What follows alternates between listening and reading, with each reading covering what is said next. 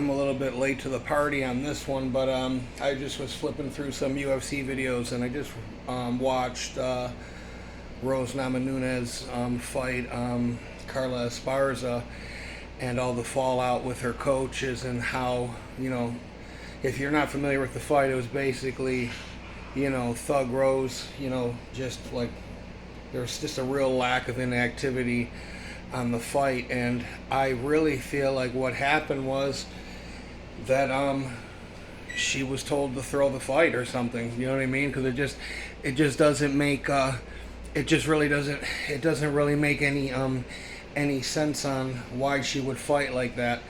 And if the UFC or WME, who owns pretty much the entire entertainment world, tells you, hey man, we're gonna bet that you lose, and the odds are great if you lose that we're gonna recoup a lot of money. And they do this in boxing. Like, why? What would be any different? Dana White is a notorious gambler. You know what I mean?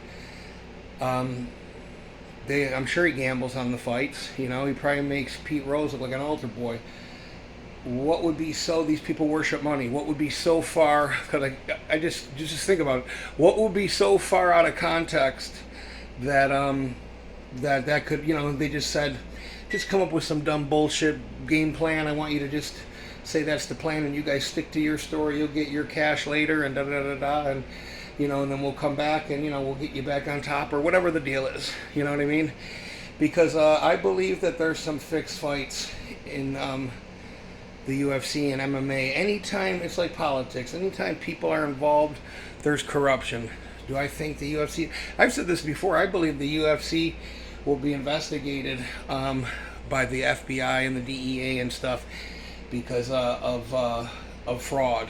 Of legitimately, fraudulently, giving fighters steroids and pretending to test them. And yeah, they do test some of the fighters and this, that, and the other thing, but you got to realize there's performance-enhancing drugs that you can't test for if you don't know about.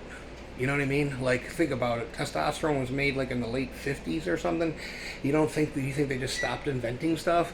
But that's what I was thinking about. And then the whole Pat Barry thing, and just all pretty cringy shit. But I was just thinking about it, and that's what I said. It just doesn't seem like people that with that kind of fight IQ and at that level would do that during a fight and would think that that's some kind of game plan. You know what I mean? I don't know. That's what I came up with.